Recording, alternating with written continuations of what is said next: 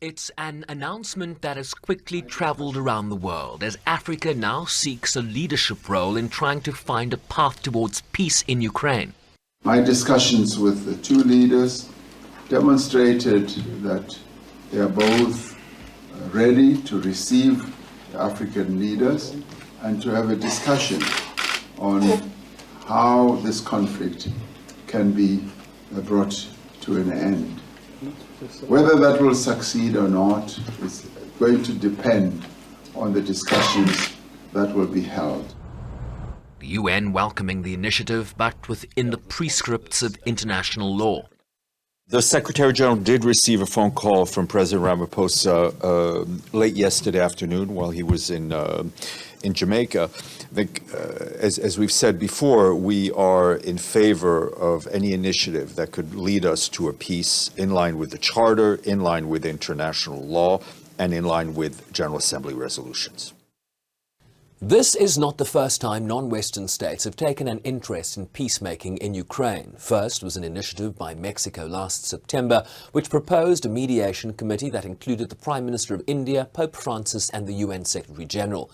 This was followed by a 12-point position paper presented by China in February, which received mixed reactions, and a proposal by Brazil in April to establish a contact group of countries not involved in the war to broker peace, none of which has received a formal endorsement from the United Nations, and none delivering any tangible shift in the posture on the ground. The African Union chairman voicing support for the Ramaphosa initiative. The difficulty that we have in convincing the two presidents of Ukraine and Russia to have a dialogue in order to end up this conflict is important. So we have a lot to do. Europeans are saying that we are better placed to come up with a solution. But there are immediate pitfalls that have been flagged by policy think tank the International Crisis Group. The US and the Europeans are going to view this proposal with some skepticism. There is concern in Washington and European capitals that South Africa is increasingly leaning towards Russia. And the first task for the African Mediation Group will be to convince Kiev and Kiev's allies that this is a good faith initiative that could actually lead to a deal that would satisfy the Ukrainians.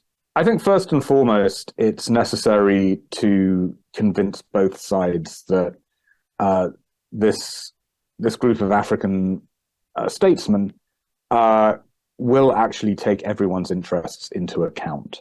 And I think that the Ukrainians are very concerned that there will be a push for a ceasefire, and that even if Russia did pause its hostilities, it would simply use that as an opportunity to firm up its control over the parts of Ukraine that it has seized.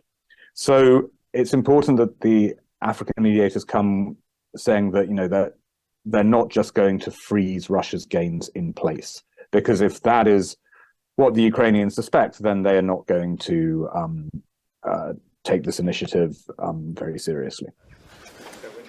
While Ukraine's president gave some indication of his thinking after speaking with Ramaphosa at the weekend. I spoke with the President of the Republic of South Africa. We talked about the peace formula, about justice, about the fact that our world must be united by the rules of international law. Anyone who helps the aggressor with weapons will be an accomplice with all the consequences. I called on Mr. President to join together with other countries of the world, all continents, including Africa, for joint work to implement our peace formula. A Kremlin readout of President Putin's call with Ramaphosa indicated support for the African initiative, adding that Russia had never refused to work on a diplomatic track. Shervin Bricepies, SABC News, New York.